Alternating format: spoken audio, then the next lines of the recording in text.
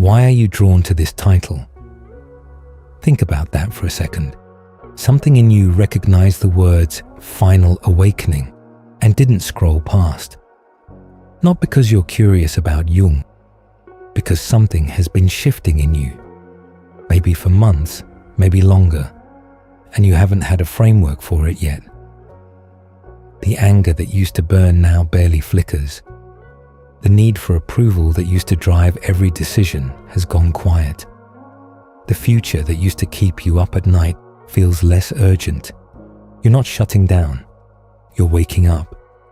And the 5 signs of what's happening to you are exactly what Jung described as the rarest transformation a human being can undergo. Jung called it the Sophia stage, the final phase of individuation, named after the Greek word for wisdom. Not intellectual wisdom, something deeper, the kind that doesn't come from learning more, but from needing less. Most psychological models stop at self-awareness. Jung kept going. He mapped a stage beyond healing, beyond growth, beyond the endless cycle of fixing yourself. A stage where the war inside finally ends. Not because you won, because you stopped fighting. Here are 5 signs you're already there. Sign 1.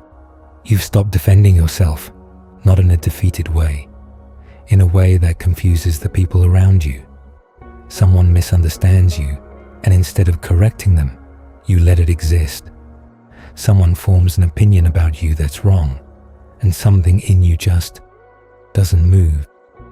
A year ago, that would have eaten at you for days. You would have rehearsed what to say, built a case, needed them to see you accurately. Now there's nothing, not numbness, stillness. Jung described this as the dissolution of the persona, the social mask you've worn your entire life to manage how others perceive you. At the Sophia stage, the mask doesn't just crack, it becomes unnecessary. Your sense of who you are is no longer stored in other people's perceptions of you. It's stored somewhere they can't access and therefore can't disturb. This unsettles people. They're used to getting a reaction. When they don't get one, they don't think you've evolved. They think something's wrong with you. That misreading is itself a sign. The Sophia stage is invisible to anyone who hasn't reached it. Sign 2. You feel more, not less. This is the one that surprises everyone. You'd expect the final stage of inner development to feel like detachment, like the volume turning down on life. It doesn't. Colors are sharper. Small moments land heavier.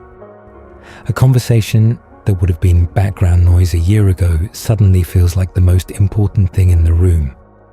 You're not less emotional. You're more emotional, but without the reactivity. Jung wrote about this distinction carefully. He said the Sophia stage isn't the suppression of feeling. It's feeling without being consumed. You can hold sadness without spiraling into it. You can experience joy without clinging to it. You can sit with someone's pain without absorbing it. The feelings come in fully and move through you like weather. Nothing gets stuck. The difference between this and where you were before is the difference between being in the ocean and being the ocean. Before, you were tossed around. Now you hold everything. Sign 3. Silence has become more comfortable than conversation. Not all conversation, but the kind that used to fill your days. The small talk, the gossip, the verbal circling around nothing that people do to avoid being alone with themselves. That used to feel normal. Now it feels like wearing a suit that doesn't fit anymore. Not wrong, just finished. You've started choosing silence the way people choose food, deliberately, because it nourishes something. And the silence isn't empty. It's the most full thing in your life. Ideas arrive in it. Clarity arrives in it. A sense of self arrives in it that never shows up when you're talking. Jung observed that individuals approaching the Sophia stage naturally withdraw from unnecessary social stimulation, not into isolation, into selectivity. The need to fill every moment with noise, interaction, stimulation dissolves because the inner world has become richer than the outer one. You haven't become antisocial. You've become honest about what actually feeds you. And most of what the world offers stopped being nourishing a long time ago. Sign 4. You've forgiven without deciding to. There are people who hurt you, deeply, specifically, in ways that shaped how you moved through the world for years. And at some point recently, you notice something strange. The charge is gone, not reduced, gone. You can think about them without your body tightening. You can hear their name without the old story starting up in your head. You didn't sit down and decide to forgive them. You didn't journal through it or talk it out in therapy. It just left, quietly, the way snow melts. One day the ground is covered and then one day it isn't, and you can't point to the exact moment it happened. Jung described forgiveness at the Sophia stage as qualitatively different from forgiveness at earlier stages. Earlier forgiveness is a decision, a conscious act of letting go that still requires effort. Sophia forgiveness isn't a decision, it's a byproduct. When the self becomes whole enough, the wounds that needed other people to be responsible for your pain simply close. Not because what they did was okay, because your wholeness stopped depending on their accountability. That distinction is everything.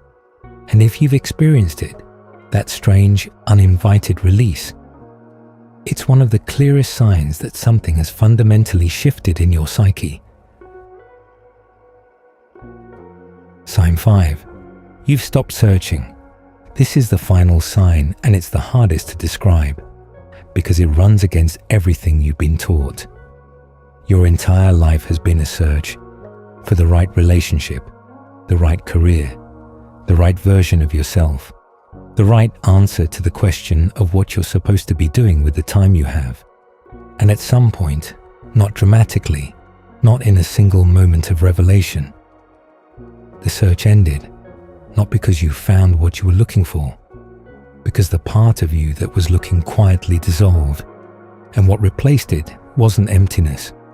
It was presence, a feeling of being exactly where you are without the constant pull towards somewhere else. Jung considered this the ultimate sign of individuation, the psyche that has integrated its shadow, reconciled its opposites, and made the unconscious conscious no longer needs to seek because it's no longer incomplete. The search was always the symptom of something missing inside. When nothing is missing, the search has no engine. This terrifies most people when they first feel it, because the search was their identity. The striving, the wanting, the becoming, that was who they were. And without it, they feel like nothing.